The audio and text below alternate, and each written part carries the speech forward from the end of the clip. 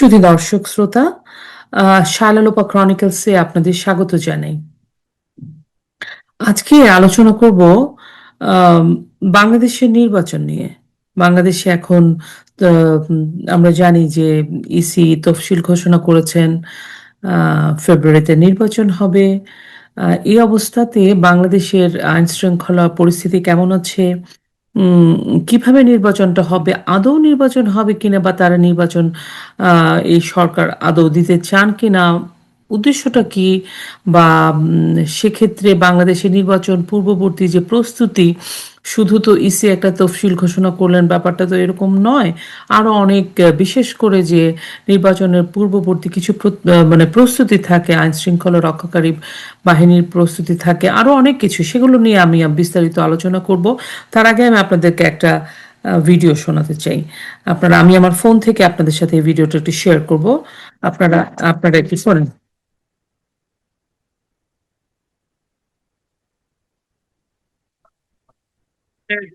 সব থানাগুলো ফুল ফাংশন না, সেই ক্ষেত্রে নির্বাচনে পেঁয়াজের দামটা একদিনে পেঁয়াজের দাম 35 টাকা বেড়ে গেল। এটা কিভাবে সম্ভব?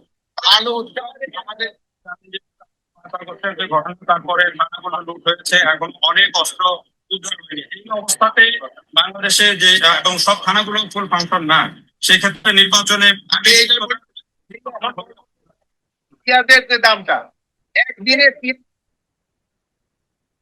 স্বরাষ্ট্র উপদেষ্টা আইন শৃঙ্খলা নিয়ে কথা বলবেন না, তিনি কথা বলবেন বাংলাদেশে এই মুহূর্তে পেঁয়াজের যে দামটা বেড়ে গেল, 35 টাকা হয়ে গেল, সেটা নিয়ে কথা বলবেন। পেঁয়াজের দাম নিয়ে তো অবশ্যই কথা বলা উচিত, খাদ্যদ্রব্য দ্রব্যমূল্যের ঊর্ধ্বগতি নিয়ে অবশ্যই কথা বলা উচিত, বাট মানুষের নিরাপত্তা, মানুষের যার যা কাজ, আমার কাজ, আমি আপনার সাথে কথা বলছি, আমার কাজ, প্রত্যেকের এক একটা কাজের দায়িত্ব, যার জন্য যে যার যা কাজের কাজ, তাকে তো সেই কাজ করতে হবে। একজন স্বরাষ্ট্র উপদেষ্টা, তিনি বাংলাদেশের আইন শৃঙ্খলা পরিস্থিতি নিয়ে কথা বলতে ইন্টারেস্টেড নন। এবং সামনে একটা এত বড়, ডক্টর ইউনূস বলেছেন স্মরণকালের নাকি সবচেয়ে বড় নির্বাচনটা উনি এবার করছেন। সেটা যে কি করছেন সেটা তো আমরা দেখতে পাচ্ছি। বন্ধুরা, আমরা চলুন একটু জানার চেষ্টা করি যে অনেকে আছেন, যে তরুণ যারা আছেন, আমার যারা তরুণ আমার দর্শক, তাদের জন্য আমি বলবো, অনেকে অনেক জানেন না, নতুন ভোটার হয়েছেন, তারা জানেন না। সেই তাদেরকে জন্য আমি কিছু তথ্য আপনাদেরকে দিতে চাই যে নির্বাচনের আগে বাংলাদেশে আইন শৃঙ্খলা বা রক্ষাকারী বাহিনী, থানা, আদালত, তারপরে প্রশাসন, সব স্তরে কি ধরনের প্রস্তুতি নেওয়া হয়, বিগত সময়গুলোতে নেওয়া হয়েছে, বা কি ধরনের প্রস্তুতি নেওয়া উচিত। হ্যাঁ, কারণ সম্প্রতি একটা ঘটনা ঘটে গেল, দুর্ঘটনা, বা যে ঘটনাই, দুর্ঘটনাই তো না, একজন প্রার্থীকে একদম খুব কাছ থেকে গুলি করে, তার মাথার ভিতরে গুলি ঢুকে গেছে, গুলি করা হয়েছে, এবং সে এখন জীবন মৃত্যুর সন্ধিক্ষণ। আমি ওই বিষয়টা নিয়ে পরে কথা বলবো, ওটা আছে, কিন্তু প্রসঙ্গ হচ্ছে যে আসন্ন নির্বাচনটা নিয়ে কি কি প্রস্তুতি আসলে নেওয়া উচিত ছিল। স্বরাষ্ট্র মন্ত্রণালয় বলেন, এবং তার সাথে যে অন্যান্য প্রশাসনিক সংস্থাগুলো, সংগঠনগুলো, আইন শৃঙ্খলা রক্ষাকারী বাহিনী যারাই যুক্ত আছে, তাদের কি কি প্রস্তুতি নেওয়া উচিত ছিল, তারা কি সেটা নিয়েছেন, বা কি কি প্রস্তুতি নেওয়া হয়, বিগত সরকার নির্বাচনগুলোর আগে কি কি প্রস্তুতি নেওয়া হয়েছে, যেটা নেওয়া উচিত ছিল ইউনূসের এই বিশাল বড় নির্বাচনের আগে। তাহলে কি নির্বাচনের আগে বাংলাদেশের আইন শৃঙ্খলা রক্ষাকারী বাহিনী, থানা, আদালত ও প্রশাসন, সব স্তরে কিছু নির্দিষ্ট ধরনের প্রস্তুতি গ্রহণ করা হয়। এগুলো নির্বাচন কমিশন, স্বরাষ্ট্র মন্ত্রণালয়, স্থানীয় প্রশাসন, বিচার বিভাগের সমন্বয়ে পরিচালিত হয়। নিজের গুরুত্বপূর্ণ কিছু ধাপ আছে, আমি একটু দেখে দেখে বলতে হবে, সব তো আমার মুখস্থ না, আমি এই জন্য পয়েন্টগুলো লিখে নিয়েছি আপনাদের জন্য, যেন আমি ভুল না করি। আইন শৃঙ্খলা রক্ষাকারী বাহিনী, পুলিশ, র্যাব, বিজিবি, আনসারের প্রস্তুতি, ওনারা যেটা করেন, ঝুঁকি বিশ্লেষণ করেন, রিস্ক অ্যাসেসমেন্ট যেটাকে বলে, কোন কোন এলাকায় মানে সহিংসতা হওয়ার সম্ভাবনা আছে, হটস্পট বলে ওনারা, সেগুলো চিহ্নিত করেন। ভোট কেন্দ্রের নিরাপত্তার জন্য একটা মানচিত্র তৈরি করে সেইভাবে ওনারা ওই হটস্পটগুলোকে চিহ্নিত করেন। সেইভাবে ওনারা প্রস্তুতি নেন কিভাবে সেটাকে আম, কি যে পদক্ষেপগুলো নিলে সে হটস্পটগুলাতে কোনো ধরনের সহিংসতা হবে না, সেগুলো নিয়ে ওনারা কাজ করেন। প্রার্থীভিত্তিক দ্বন্দ্ব ও রাজনৈতিক সংঘাত বিশ্লেষণ করেন। ফর এক্সাম্পল, এই যে এখানে আমি এই যে ছেলেটি ইনকিলাব মঞ্চ থেকে আজকে গুলিবিদ্ধ হলেন, সেই প্রসঙ্গটাও চলে আসবে এটাতে, যে রাজনীতিতে অনেক প্রতিদ্বন্দ্বী থাকে না, এক দলের সাথে একটা এলাকাতে তো 4-5টা রাজনৈতিক দল তাদের প্রার্থী দেন, তাদের মধ্যে অনেকের প্রতিদ্বন্দ্বিতা অনেক এক্সট্রিম লেভেলেও থাকে, অনেক সহিংসতাও হতে পারে। সেগুলো সংঘাতগুলো এড়ানোর জন্য যে মেজারগুলো নেওয়া দরকার, সেগুলো কিন্তু এই যে র্যাব, বিজেপি, এনারা সবাই মিলে এগুলো করেন। বিশেষ একটা নিরাপত্তা পরিকল্পনা করেন ওনারা। স্ট্রাইকিং ফোর্স নিয়োগ করেন, মোবাইল টিম নিয়োগ করেন, টহল টিম নিয়োগ করেন, চেকপোস্ট নিয়োগ করার জন্য, মানে এগুলো সব পরিকল্পনা করা হয়। কারণ আপনি যদি ধরেন ফেব্রুয়ারি বা ডিসেম্বর অলমোস্ট চলে গেল, হ্যাঁ, মাঝামাঝি চলে এসছি, জানুয়ারি ফেব্রুয়ারিতে নির্বাচন। সো এই জিনিসগুলো কিন্তু এখন থেকে রেডি করার কথা ছিল অনেক আগে থেকেই। হুম, হ্যাঁ। তারপরে অস্ত্রশস্ত্র, tear gas, sound grenade, riot controller equipment সমস্ত কিছু প্রস্তুত রাখতে হয়। কারণ যে কোনো ধরনের একটা পরিস্থিতি, অপ্রীতিকর পরিস্থিতি, সহিংস কোনো ঘটনা ঘটে গেলে যেন রাষ্ট্রের পক্ষ থেকে রাষ্ট্র এগুলো মোকাবেলা করতে পারে। তারপরে অস্ত্রধারী যে রাজনৈতিক কর্মী, তাদের একটা তালিকা করে। প্রত্যেকটা রাজনৈতিক দলের অস্ত্র থাকতে পারে। তারা কারা, ক্যাডার ভিত্তিক রাজনীতি আমরা যেটাকে বলি, তারা কারা সেটারও কিন্তু মানে আইন শৃঙ্খলা রক্ষাকারী বাহিনী, সরকারের কাছে ওরকম তাদের কাছে তালিকা আছে। সেই তালিকাগুলো আবার তারা প্রস্তুত তৈরি করে রেডি করে তাদের দিকে নজরদারি করার জন্য। আসলে তারা সমাজে বিশৃঙ্খলতা নির্বাচনের দিন তৈরি করতে হয় যদি, তাহলে কারা কারা করতে পারে কাদের থেকে সম্ভাব্য একটা তালিকাও তারা তৈরি করেন। অবৈধ অস্ত্র উদ্ধার অভিযান, এই জায়গাটায় আমি একটু কথা বলি। 5ই অগস্টের পরে কিন্তু আমরা জানি থানাগুলো লুট হয়ে গেছে, থানাগুলো থেকে অস্ত্র লুট হয়ে গেছে। এবং আমরা জানি বিশেষ একটি দেশ থেকে অস্ত্র এসছে এরকমও শোনা যায়। কারণ এমন সব অস্ত্রের নাম আমরা শুনেছি যেগুলো নাকি 5ই অগস্টের পরে বিভিন্ন মাধ্যমে সরকারের লোকেরাও বলে দিয়েছে সেসব অস্ত্রের সাথে আমরা পরিচিত নই, এসব অস্ত্র আমাদের দেশের আইন শৃঙ্খলা রক্ষাকারী বাহিনীর কাছে থাকে না। তার মানে কি, বাংলাদেশে বৈধ অবৈধ থানা মানে থানা লুণ্ঠন করে বিভিন্ন জায়গা থেকে অস্ত্র অনেকের কাছে চলে গেছে। সেই অস্ত্র উদ্ধার অভিযান কিন্তু হয়নি। এটা একটা ভয়ঙ্কর রিস্কি ব্যাপার। ডক্টর ইউনূস এসে সমস্ত জঙ্গিদেরকে ছেড়ে দিয়েছেন জেল থেকে, তারা রাস্তায় ঘুরছে, সেটাও একটা। এবং তার জন্য কিন্তু এই যে মোবোক্রেসি, অ্যাট্রোসিটি যে হচ্ছে বাংলাদেশে, গোটা বাংলাদেশ জুড়ে 17 মাস, সেটা কিন্তু তার প্রতিফলন। এগুলো কোনো কিছুই ওনারা ঠিক করলেন না, না করে একটা তফসিল দিয়ে নির্বাচনের রোড ম্যাপের দিকে চলে যাচ্ছেন। অথচ বাংলাদেশে যখন আম, এই ধরনের কি বলবো এটা, সন্ত্রাসী কর্মকাণ্ড থাকে না একটা নির্বাচিত সরকার, এবং বিগত সরকারের সময় পর্যন্ত বলবো, এরকম ঘটনা তো আমরা দেখেছি, দেখি নাই তা না। আমরা 21শে অগস্ট দেখেছি, আমরা আম, বিভিন্ন উদীচী হামলা দেখেছি, এগুলো দেখেছি, বাংলা ভাইয়ের উত্থান দেখেছি। কিন্তু তারপরেও এই যে একটা 17 মাস যাবৎ লাগাতার কারো কোনো অ্যাকাউন্টেবিলিটি নেই, কেউ কারো প্রতি দায়বদ্ধ নয়, কোনো আইন শৃঙ্খলা রক্ষাকারী বাহিনী নেই, পুলিশকে মারছে, প্রশাসনকে মারছে, মাস্টারকে মারছে, মানে ভয়াবহ অবস্থা। সে অবস্থায় ডক্টর ইউনূসের যখন এটা মানে মানে সরকার যখন চূড়ান্তভাবে ব্যর্থ, ওগুলোর কোনো মেরামত না করে, ওগুলোর দিকে ফোকাস না করে ওনারা একটা নির্বাচনী তফসিল দিয়ে দিলেন, এটাকে নির্বাচন করার জন্য। আচ্ছা, আমরা আগের কথায় ফিরে যাই। মানে সম্ভাব্য ঝুঁকিপূর্ণ ব্যক্তিদের বাউন্ড ডাউন করা হয়, পূর্বের সহিংসতায় জড়িত ব্যক্তিদের নজরদারি করা হয়, যেটা আমি বললাম। বাউন্ড ডাউন অনেক অনেক মানুষ আছে যারা সন্ত্রাসী, অ্যান্টি সোশ্যাল, যারা সব সময় সহিংসতার সাথে জড়িত থাকে, যারা যারা ক্যাডার, অনেক অনেকভাবে আপনি বলতে পারবেন, তাদেরকে কিন্তু অনেক অ্যারেস্টও করা হয়। নির্বাচনের আগে কিন্তু যখন স্টেবল কান্ট্রি ছিল তখনও কিন্তু নির্বাচনের আগে এই ধরনের প্রস্তুতি নেওয়া হয়। সেখানে বাংলাদেশে আজকে কোনো ধরনের কোনো ল অ্যান্ড অর্ডারই তো নেই, ব্রোকেন, ললেসনেস চলতেছে। সেখানে কোনো ধরনের প্রস্তুতি কিন্তু ওনারা নেননি। আমরা অপেক্ষা করছিলাম হয়তো কিছু শুনবো, নিলে তো ওনাদের পত্রিকালারা বলতেন, সেরকম কিছু তো শোনা যায়নি। নিজেদের কর্মকাণ্ড বানিয়ে টানিয়েও বলেন। স্বরাষ্ট্র উপদেষ্টা বলছেন আইন শৃঙ্খলা রক্ষাকারী বাহিনীদের নিয়ে কথা বলতে চান না, অস্ত্র উদ্ধার নিয়ে কোনো কথা বলতে চান না, উনি কথা বলতে চান পেঁয়াজের দাম 35 টাকা বেড়েছে। আরেকটা বিষয় দিকে খেয়াল রাখা হয়, থানা ভিত্তিক প্রশাসনিক প্রস্তুতি। নির্বাচন চলাকালীন স্পেশাল ডায়েরি খোলা হয়, প্রতিটি থানা নির্বাচনকে কেন্দ্র করে আলাদা ইলেকশন ডায়েরি খোলে, প্রতিদিনের আগাম তথ্য, গুজব, উত্তেজনা সেই ডায়েরিগুলোতে লিখেও রাখা হয়। এই কাজগুলো কিন্তু করা হয়।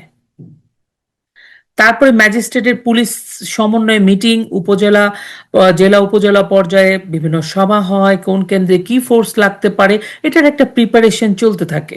হুম।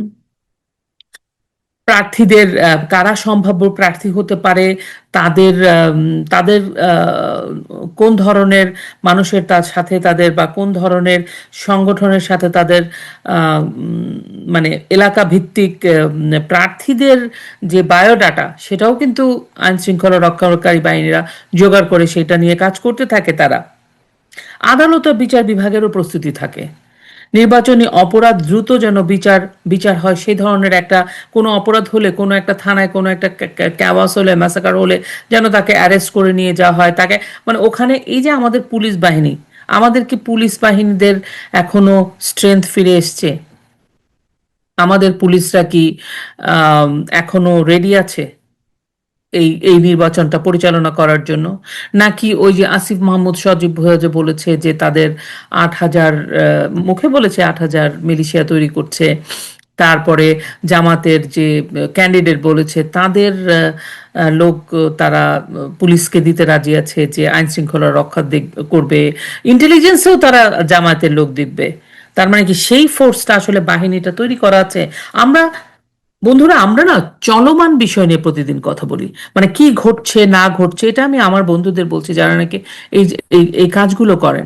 কিন্তু ব্যাক ব্যাক এন্ডে যে এই জিনিসগুলো রয়ে যাচ্ছে, এই জিনিসগুলো নিয়ে কাজ হচ্ছে না, এগুলো সিরিয়াস বিষয়। কারণ আজকে একটা ছেলের গুলি লেগেছে, কিন্তু এটা তো এই যে আইনশৃঙ্খলার যে ভয়াবহ একটা বিপর্যয় বা একটা ললেসনেস চলছে, এটা দিয়ে তো এই রাষ্ট্র কাঠামোই ভেঙে যাচ্ছে। সেখানে এই যে নির্বাচনটা, আসলে নির্বাচনটা যে অন্তর্বর্তীকালীন সরকার চালানোর চেষ্টা করছে, করে ফেলার চেষ্টা করছে, ওনার স্ট্রেংথটা কি? কারণ উনি তো একটা একটা মেজর রাজনৈতিক দলকে, বড় রাজনৈতিক দলকে 40%, 50%-এর উপরে ভোট যাদের, সেখানে প্রথম আলো, যদিও আমি এই পত্রিকাটার ভালোও শুনতে রাজি না, খারাপ তথ্য নয়, কিন্তু আমি এই পত্রিকার রেফারেন্স মানুষকে দিই, কারণ যারা পছন্দ করেন বা যারা পড়েন তাদের জানা উচিত। এই পত্রিকা বলেছে 72% মানুষ চায় বিচার হোক বা না বিচার হোক, কিন্তু দোষীদের বিচার হলেও যেন আওয়ামী লীগ ক্ষমতায় রাজনীতিতে অংশ নেয়। সেখানে এই দলটির রাজনীতির বাইরে, মুক্তিযুদ্ধের পক্ষের শক্তির রাজনীতির বাইরে, মুক্তিযোদ্ধাদের বিচার হচ্ছে আন্তর্জাতিক অপরাধ ট্রাইব্যুনালে। সেখানে ডক্টর ইউনূস যে নির্বাচনটা দিয়ে দিলেন, তফসিল ঘোষণা করে দিলেন, তার সাথে যারা আছেন, যেখানে স্বরাষ্ট্র উপদেষ্টার মতো একটা এরকম লোক যে কোনো রেসপন্সিবিলিটি নিতে চায় না। উনি, আমার মনে আছে বেশ কয়েক মাস আগে উনি বয়ান দিয়েছিলেন পুলিশ বাহিনীতে এত অস্ত্র টস্ত্র আর দেওয়া যাবে না। মানে পুলিশ, আর্মি, প্রশাসন, বিচার ব্যবস্থা, সমস্ত কিছুকে উনি ভঙ্গুর করে দিয়ে উনি একটা সর্বকালের স্মরণকালের শ্রেষ্ঠ উনি একটা নির্বাচন করবেন। কিভাবে? এই প্রশ্নটাকে আমরা করি কখনো? কোন শক্তির বলে? কে ওনাদেরকে এই স্ট্রেংথটা দিচ্ছে যে বাংলাদেশে যদি কোনো অকারেন্স ঘটে, সেই অকারেন্সের বা কোনো ধরনের দুর্ঘটনা ঘটে যায় বাংলাদেশে, এত পপুলেশন, এত মানুষ, একটা কিছু ভোট কেন্দ্রে মানুষ গেল, আপনারা যারা ভোট কেন্দ্রে গেছেন, নতুন যারা তরুণ, যারা বড় হয়েছো, তারা হয়তো ভোট এবার দিবে বা দিবে না, জানি না কি হবে, কিন্তু তোমরা হয়তো জানোনি, যারা গেছেন যারা বাবার সাথে ভোট কেন্দ্রে গেছো তাদেরকেও বলছি, ভোট কেন্দ্রে কি প্রচুর মানুষ থাকে, লাইন ধরে ভোট দিচ্ছে, প্রিজাইডিং অফিসাররা থাকে, পুলিং এজেন্টরা থাকে, প্রশাসনের লোকরা, পুলিশরা ওখানে লাইন ধরে বসে থাকে। ওখানে যদি একটা কোনো ক্যাওয়াজ লাগে, তাহলে সেখানে তোমরা এটা মোকাবেলা করবে কিভাবে? আমাদের তো আইন শৃঙ্খলা রক্ষাকারী বাহিনীর এত স্ট্রং না, পুলিশ এত স্ট্রং না, তার মানে কি ডক্টর ইউনূসের বা প্রধান উপদেষ্টার কোনো ব্যাকআপ প্ল্যান আছে? অন্য কেউ এই ওনাদেরকে এই স্ট্রেংথ দিচ্ছে, ঠিক আছে আপনারা নির্বাচন করেন, আপনাদের মতো করে নির্বাচন করেন, যেমন আমরা 4টা বিশ্ববিদ্যালয়ের নির্বাচন দেখেছি, তারপরে ছাত্র শিবিরকে ক্ষমতায় নিয়ে আসতে দেখেছি পাশ করে ফুল প্যানেল। এরকম কি কিছু, যেখানে ব্যালট চুরি হবে, যেখানে নির্বাচনে ভোট দেওয়া যাবে না, যেখানে সন্ত্রাসীরা এসে ভোটারদের মারামারি মারবে, এরকম কি কিছু? আসলে হচ্ছেটা কি? জেলা পর্যায়ে নির্বাচন নিয়ন্ত্রণ করার জন্য কন্ট্রোল রুম থাকে, নির্বাচন কমিশনারের কন্ট্রোল রুম থাকে, সেনাবাহিনী বিজিবি মোতায়েন করার পরিকল্পনা থাকে। সেনাবাহিনী তো থাকবে না, পুলিশ কি পারবে? প্রশাসন, জেলা প্রশাসন অফিস কি তৈরি আছে? ভোট কেন্দ্রের ভোট যে কেন্দ্র হবে সেগুলোর নিরাপত্তা কে, কারা থাকবে? তারপরে এই যে ব্যালট, আপনি মজার ব্যাপার জানেন, আপনারা নির্বাচনের পরে যখন ব্যালট ব্যালট পেপারকে, ব্যালট যে বক্সটা সেটাকে যে নিয়ে যায়, সেখানেরও একটা ব্যাপার থাকে, সেই সেটারও নিরাপত্তার ব্যাপার আছে, সেটা কে দিবে? তারপরে যে ব্যালট যে প্রিন্ট হবে সেটা কোথা থেকে হবে? ইউনিভার্সিটি নির্বাচন গুলোতে তো আহ, একটা স্পেশাল কোম্পানি থেকে ব্যালট পেপার ছাপানো হয়েছে, সেখানে টেম্পারিং করা হয়েছে, সমস্ত ক্ষেত্রে টেম্পারিং করা হয়েছে। আপনারা যারা সুশীল সমাজের প্রতিনিধি আছেন, তারা কি এগুলো নিয়ে কথা বলেন? এই নির্বাচনটা নিয়ে, এই নির্বাচনটা ডক্টর ইউনূস কোন স্ট্রেংথের বলে দিলেন, যেখানে স্বরাষ্ট্র উপদেষ্টা বলে নির্বাচনের অস্ত্র অস্ত্র বা নির্বাচন, বাংলাদেশের আইন শৃঙ্খলা পরিস্থিতি নিয়ে বা জঙ্গিরা ঘোরাফেরা করছে সেগুলো নিয়ে কোনো কথা বলবেন না, তিনি কথা বলবেন পেঁয়াজের দাম নিয়ে? তার মানে কি কোনো নিশ্চয়ই কোনো পরিকল্পনা ডক্টর ইউনূসের আছে, তার সরকারের আছে, নির্বাচনটাকে তুলে নিয়ে আসবেন, এবং কেউ না কেউ তো পিছন থেকে তাদেরকে শক্তি যোগাচ্ছে। সেটা অস্ত্র শক্তি হতে পারে, যে ঠিক আছে প্রত্যেকটা থানা, ভোট কেন্দ্রে, প্রত্যেকটা জায়গায় তাদের মিলিশিয়া বাহিনী দাঁড়িয়ে যাবে, যেটা আসলে 17 মাসে তারা ওই স্ট্রেংথটা নিয়েছে। তাহলে এই রাষ্ট্রটা কি? এই নির্বাচনই বা কি হবে? এবং নির্বাচনের দিন তারা একটা গণভোটও আবার আয়োজন করবে। সেই গণভোটে 4টা ইয়ে থাকবে। আমাদের দেশের কয়টা লোক, আমি নিজেই তো 4বার পড়েছি, বুঝতে পারি না ঠিক মতো কি বলতে চায়। তারপরে গোয়েন্দা সংস্থা, গোয়েন্দা সংস্থারা কি করছে? আচ্ছা, গোয়েন্দা সংস্থারা ডিজিএফআই আছে, এনএসআই আছে, এসবি আছে, তাদের তৈরি করার ব্যাপার আছে। আমি ওই ব্যাপারটা নিয়ে যা বলতে চাই না, কারণ আমি আসলে ওই ব্যাপারটাই জানিই না। এই জন্য এগুলো আমি পূর্ব পরিস্থিতি, প্রস্তুতি, ভোটের দিনের প্রস্তুতি আছে, ভোট কেন্দ্রে আনসার, পুলিশ, র্যাবের মোতায়েন আছে, সিসিটিভি ক্যামেরা, এখন এই প্রযুক্তি এটা দরকার, সেটার কি অবস্থা? শহরে এলাকায় গুলো ক্যামেরার ব্যবস্থা আছে কিনা? ইভিএম থাকলে টেকনিক্যাল টিম, ব্যালট পেপার, নিরাপত্তা পরিকল্পনা, সমস্ত কিছু আছে। সংক্ষেপে বলতে চাই, বাংলাদেশের জাতীয় নির্বাচনের আগে আইন শৃঙ্খলা, আদালত, থানা, প্রশাসন, গোয়েন্দা সমস্ত স্তরে 30 থেকে 40 ধরনের একটা প্রস্তুতি নেওয়া হয়, যেন সহিংসতা ঠেকানো যায়, অবৈধ অস্ত্র নিয়ন্ত্রণে আনা যায়, ঝুঁকিপূর্ণ কেন্দ্র সুরক্ষা করা যায়, নির্বাচনের কালে অপরাধ দ্রুত মোকাবেলা করা যায়, সর্বোপরি ভোটারদের নিরাপত্তা নিশ্চিত করা যায়। সেগুলোর কি কোনো কোনো নিরাপত্তা আছে? এই যে নির্বাচনে যে প্রার্থীরা যে এখন প্রচারণা করবে, এত প্রার্থী, একটা প্রার্থী যখন প্রচারণায় বেরোয় তখন অনেক মানুষ সাথে থাকে, অনেক অনেক মানুষ, সবাই প্রার্থীর সাথে, যার যার পছন্দের প্রার্থীর সাথে প্রচারণায় বেরোয়, তাদের নিরাপত্তা কোথায়? এবার আসি, আহ কি বলে, ইনকিলাব মঞ্চের ওসমান হাদি, তিনি নির্দলীয় বোধহয়, স্বতন্ত্র থেকে ইনকিলাব মঞ্চ নামে একটা মঞ্চ, সেখানে ঢাকা 8 আসন থেকে উনি নির্বাচন প্রচারণা করছিলেন। আহ এই যে একটা ছেলে, এরা জুলাই অগাস্টে উঠে আসা ছেলে, এদেরকে তো আর যাই বলেন আপনি ছাত্রনেতা বলতে পারবেন না। এটা বলতে পারবেন যে এরা ছাত্র নেতা? এটা আসলে বলা যাবে না, ওরা কোনো অংশেই ছাত্র নেতা না। কারণ একজন ছাত্র নেতার কথা বার্তা, জ্ঞান, বুদ্ধি, বিবেচনা, সামাজিক ব্যালেন্স রাখার যে পরিপক্কতা, এটা কিছুই তাদের নেই। কারণ তারা মনে করছে বিপ্লব বা অভ্যুত্থান মানেই হচ্ছে আমি রাষ্ট্রের বিরুদ্ধে চলে যাব, আমি রাষ্ট্রকে ডিজোবে করব, আমি ব্যবস্থাকে ডিজোবে করা যেতে পারে, আমি রাষ্ট্রের বিরুদ্ধে তো যেতে পারি না, আমি তো সংবিধানের বিরুদ্ধে যেতে পারি না। আমাদের দেশে আন্দোলন সংগ্রাম করাই দেশ আমাদের। আমাদের দেশে বহু আন্দোলন সংগ্রাম হয়েছে, বহু রক্তপাত হয়েছে, বহু মানুষকে আমরা, ছাত্রদের আমরা হারিয়েছি। কিন্তু কোনো ছাত্র কোনো আন্দোলনের পরে, আন্দোলন সাকসেসফুল হওয়ার পরে এই ধরনের অধ্যত্বমূলক আচরণ, এই ধরনের অ্যাট্রোসিটি, এই ধরনের সহিংস কথাবার্তা, এই ধরনের সহিংস আচরণ কোনো ছাত্র নেতাদের দেখে নেই।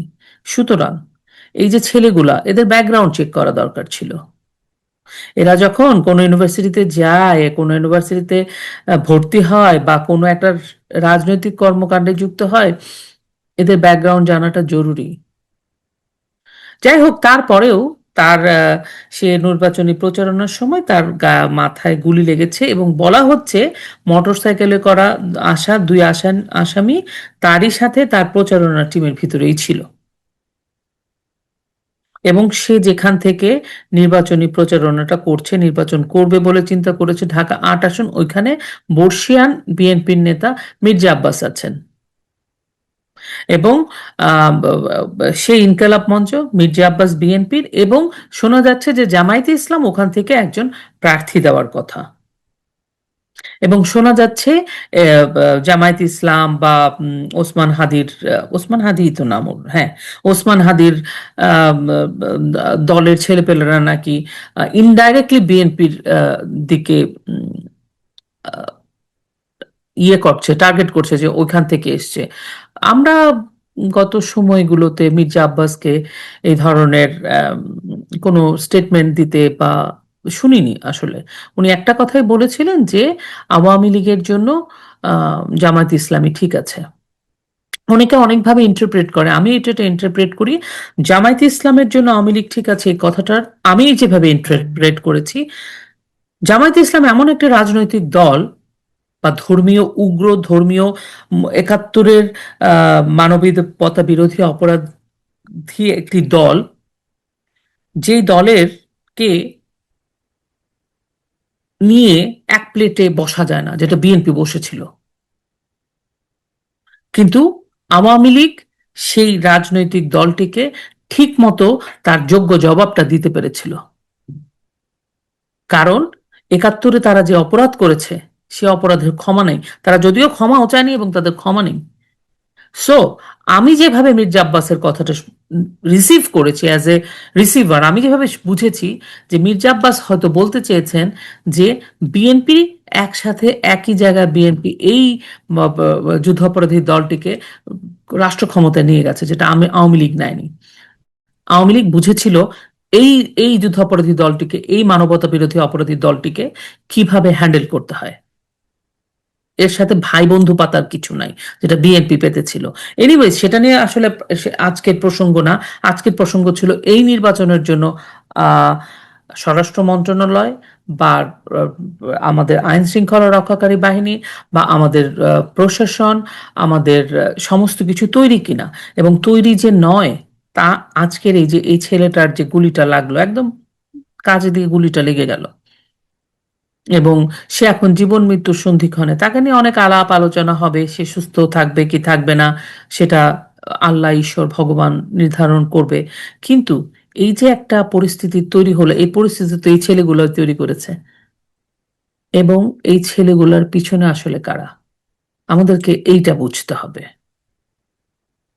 এই যে রাজনৈতিক একটা ভয়ঙ্কর রাজনৈতিক শূন্যতা, এক যে অবক্ষয়, সামাজিক অবক্ষয়, নৈতিক অবক্ষয়, এবং আমাদের যে ভীষণভাবে নিরাপত্তাহীনতা, অনিরাপদ বাংলাদেশ, বাংলাদেশের মানুষ, আমাদের পুলিশ বাহিনীর অবস্থা ভঙ্গুর। আমার সবচাইতে খারাপ লাগে আমাদের মহান মুক্তিযুদ্ধে পুলিশের ভূমিকা সবচাইতে ভালো হচ্ছে। আমাদের গৌরবের একটা বাহিনী, সেই বাহিনীটাকে একদম যা ইচ্ছে তাই করে দিল ডক্টর ইউনূস। আমাদের সেনাবাহিনীকে যা ইচ্ছে তাই করে দিল, সবার কাছে একদম ইমেজ খারাপ করে দিল ডক্টর ইউনূস। উনি একটা নির্বাচনের প্রস্তুতি নিয়েছে, আমাদের অস্ত্রগুলা এখনো উদ্ধার করা হয়নি, জঙ্গিরা রাস্তায় ঘুরছে, উনি জেল থেকে শীর্ষ সন্ত্রাসীদের বের করে দিয়েছে। মানবতা বিরোধী অপরাধী যেই দলটা, সেই দলটাকে উনি ক্ষমতায় ফুল পাওয়ার দিয়ে রেখেছে, যা ইচ্ছে তাই করছে। সংবিধান নিয়ে কথা বলে, বঙ্গবন্ধু নিয়ে কথা বলে, স্বাধীনতা নিয়ে কথা বলে, ৭১কে প্রশ্নবিদ্ধ করে। ৭১ তারা মানে না, গায়েব কপালের মধ্যে আবার আমাদের পতাকা লাগিয়ে। এইরকম একটা অবস্থায় উনি একটা স্মরণকালের নির্বাচন কোন বুদ্ধিতে, কোন বিবেচনায় বা কোন কনফিডেন্সে দিলেন? কারণ উনি তো একটা কোনো কিছু চিন্তা করে ডক্টর ইউনূসকে শেখ হাসিনা চিনেছিলেন, আমরা চিনতে পারি নাই, কিন্তু ডক্টর ইউনূস কিন্তু অনেক বুদ্ধি নিয়ে চলেন। আমাদের মতো আমরা তো আসলে কৃষক, শ্রমিক, জনগণ, আমরা খুব সাধারণ মানুষ। আমরা প্রতিবাদ করি, প্রতিবাদ করলে দেয়ালে পিঠ থেকে গেলে ঘুরেও দাঁড়াতে পারি, কিন্তু আমরা না এই জটিলতাগুলো বুঝি না, আমরা এই কুটিলতাগুলো বুঝি না। আমরা ডক্টর ইউনূসের এই কুটিলতার সাথে পরিচিত ছিলাম না, এখন আস্তে আস্তে শিখতে হচ্ছে আমাদেরকে। কিন্তু আমি বলবো, ওনারা যে নির্বাচনটা প্রস্তুতিটা নিলেন, কিসের ভিত্তিতে নিলেন? ওনার এই আইন শৃঙ্খলা রক্ষা করার জন্য আমাদের পুলিশ বাহিনী কি তৈরি নয়? এটা আমরা দেখতে পাচ্ছি। তাহলে কারা এই কাজগুলা পুলিশ বাহিনীর পরিবর্তে কারা করবে? ওই যে আসিফ মাহমুদ সজীব ভুইয়া বলেছিল ৮,০০০ ছেলেকে তৈরি করছে, সরকারি মানে মিলিশিয়া বাহিনী আছে। এবং মজার ব্যাপার, আজকে যখন নাকি ওসমান হাদির গুলি লাগে, সেখানে আসিফ মাহমুদ সজীব ভুইয়া পদত্যাগ করেছে, সে নাকি নির্বাচন করবে, তার জন্য বিশাল বিজয় শোভাযাত্রা। কিছুক্ষণ আগে আমি বাংলাদেশের দৈনিক পত্রিকাগুলোতে দেখলাম বিজয় শোভাযাত্রার মাধ্যমে আসিফ মাহমুদের নির্বাচনের শোডাউন। এ অর্থই বা সে কোথায় পাচ্ছে? অনেক প্রশ্ন। আগামী নির্বাচনটা আসলে আমাদের জন্য আদৌ হবে কিনা, এটা একটা প্রশ্ন। নির্বাচন হলে তার আগের জন্য বাংলাদেশ প্রস্তুত কিনা, বাংলাদেশের মানুষ প্রস্তুত কিনা, সেটা একটা প্রশ্ন। সবচেয়ে বড় কথা, এই নির্বাচনটা পরিচালনা করার জন্য, নির্বাচনটা তড়িঘড়ি করে এই যে নির্বাচনের ডেট দেওয়া, নির্বাচন হবে, নির্বাচনের জন্য পথে চালিত করার জন্য পিছন থেকে আসলে শক্তি যোগাচ্ছে কারা? এই অনিরাপদ দেশে এরকম একটা নির্বাচন হবে, সেই নির্বাচনে নিরাপত্তা দিবেই বা কারা? আদৌ কি আমরা বা সাধারণ মানুষের এখানে নিরাপত্তার তো কোনো বিষয় প্রশ্নই আসে না। এবং আওয়ামী লীগের মতো এরকম একটি দল, সবচেয়ে মেজরিটি, সবচেয়ে পপুলার দলকে বাইরে রেখে, নির্বাচনের বাইরে রেখে, এবং 14 দলকে নির্বাচনের বাইরে রেখে, মুক্তিযুদ্ধকে নির্বাচনের বাইরে রেখে, বাংলাদেশে বিজয়ের মাসে যে তফসিল ঘোষণা করা হলো নির্বাচন হবে ফেব্রুয়ারিতে, সেটা কি আদৌ হবে? হলে কিভাবে হবে? কোন রোডম্যাপে চলছে বাংলাদেশ? এই প্রশ্নগুলো আপনাদের জন্য। আপনারা আমরা মিলেই প্রশ্নের উত্তর বের করব। আশা করি বাংলাদেশের মানুষের জন্য ভালো কিছু বয়ে আসবে। দিন শেষে দেশটা আমাদের, আমাদেরকে এই দেশ রক্ষা করতে হবে, আমাদেরকে ঐক্যবদ্ধ হতে হবে। আপনারা সবাই ভালো থাকবেন, প্রতিবেশীর দিকে খেয়াল রাখবেন, এবং খেয়াল রাখবেন যেন আপনার তরুণ তরুণী, আপনার বাসার আপনার সন্তানটি কার সাথে মিশছে, কাদের সাথে মিশছে। অস্বাভাবিক কোনো কিছু দেখলে মনিটর করুন, অভিভাবককে বলছি। আপনারা সবাই ভালো থাকবেন, আপনাদের জন্য শুভকামনা।